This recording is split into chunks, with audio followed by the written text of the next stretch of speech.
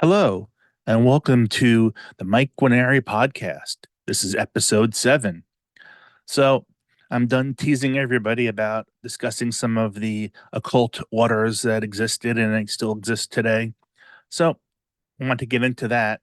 And today, I figure the best place to start is with the granddaddy of them all, the Hermetic Order of the Golden Dawn. Um, they lasted from sometime in the 1890s to the early 1900s. It was a 10-year period. But even though they only existed for 10 years, they had the single biggest influence on occultism in the 20th century. Many offshoot groups, many groups taking their ideas or following their model. So they were the biggie. The Golden Dawn was founded by the name soup, as I like to call it. Everybody has, at least three names of the three founders. So we got William Robert Woodman, William Wynne Westcott, and Samuel Little McGregor Mathers. Talk about a mouthful. So, one thing that made the Golden Dawn unique, other than the fact that it was an occult organization and got into things that most people didn't get into or know about or care about back then, it allowed women. It welcomely allowed women. So you had other groups out there at the time, like the Freemasons, who was men only, and there was other groups as well that were men only. But the Golden Dawn, it wasn't the case. Women were welcomed in and even held positions of power. So that was a pretty cutting edge thing back then. So what did the Golden Dawn do? What were they? What was their focus? Well, it was pretty much spiritual magic and spiritual development that used a variety of tools to accomplish their goals. Where did their material come from?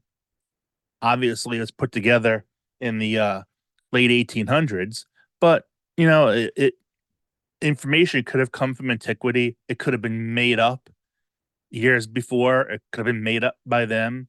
Um, no one's really sure. There's talk about getting communications from secret masters who may or may not have existed. Um, so who knows? But I kind of say this with a lot of things. If it works for you, who cares where it came from? You know, you can't. I'm not going to throw aside something just because it's not authentic or I don't know where it came from or somebody made up something. If it works, who cares? It's real then. Um, so that's kind of where their supposed knowledge came from. One place that is known is an occultist, a French occultist from the 19th century called, if I can pronounce this correctly, Elfish Levy. Um, he was a big time magician. He wrote a couple of books about it. And obviously, they were in French. And like any occult book, difficult to read, even if it wasn't English trying to translate it. But A.E. Waite of the Golden Dawn, um, he actually translated it from the French to English. And like I said, I probably still didn't make much sense to the average person. But no, that was definitely also one of their sources as far as magic goes. Um, they were very involved in Egyptian antiquity, um, and eat some Eastern practices. They were kind of all over the place, but they did what worked for them. Um, and I don't think they were a charlatan-like organization just trying to trick people and steal their money or anything like that. I think they truly believed in what they were doing. Whether what they believed in was good or right or helpful, I don't know. I can't say anything one way or the other because I haven't tried it yet. I might do that. Might do that. It's a little bit of a commitment, but for you, my listeners, I'll do it so you don't have to. That way, you know whether it's worth doing or not. So the Golden Dawn had three orders within itself. The first order, the outer order, they focused on, or them, I should say, the curriculum focused on esoteric philosophy, um, esoteric philosophy based on the Hermetic Kabbalah, um, which is basically the Jewish Kabbalah taken and adjusted for whatever other purposes, some changes made, and became the Hermetic Kabbalah with a Q. I think I previously mentioned the different types of Kabbalah. So that outer order, they studied esoteric philosophy based on the Kabbalah, the Meta Kabbalah. They dealt with personal development, learning about the four classical elements and the basics of astrology, tarot divination, and geomancy. Um, as I think I mentioned, I don't know if it was yesterday or the day before, um, the gentleman I just mentioned previously, A.E. Waite, who translated those texts from French, actually is one of the people designers of the tarot card deck that we all know, the common one, the general one, the biggie, um, was painted by Pamela Coleman Smith, and A.E. Waite, came up with it. Um, and I think it's a lot of times called the Rider Smith Waite deck. I think Rider might just be the publisher. Um, but in any event, getting back to this tarot divination, so they did that. They did astrology and geomancy. From what I understand, they even had their own special deck for members within, as opposed to the biggie I spoke about, the AE Weight everybody knows and everybody has deck. Um, what about the second order? Well, the second order, they moved into meditation, which an Eastern practice, um, magic, scrying, astral travel, and spiritual alchemy. Now, once again, I don't know. I mean, astral travel sounds a little bit out there to me, but I've never read about it. I've never learned about it yet. So I'm not going to pass judgment. Um, so we'll see. And the third order, the innermost order, is the secret chiefs. I previously mentioned and may or may not have existed. It could have been just people calling themselves the secret chiefs, playing a big, massive joke on everybody. It could have actually been the leaders of the second order.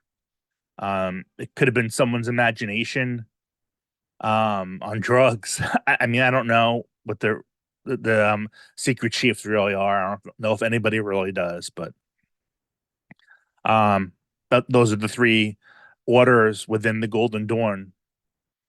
So, like I said, the Golden Dawn disappeared after about 10 years. Why? Well, there was internal conflict in politics. Um, One of the founders, Mathers, he had went over to France to set up a temple of the Golden Dawn in Paris and was gone for long periods of time. And members didn't like how he was running the organization from afar and wanted to revolt. And then we had our good friend Aleister Crowley, who at this point was ready to enter the second level, but the members in the leadership in London at his temple refused to admit him to the second order. They didn't want him there. They were afraid of him or whatever else. Um, so Aleister Crowley went over to France to visit Mathers, and then ended up becoming good friends and were formulating plans to take over the Golden Dawn.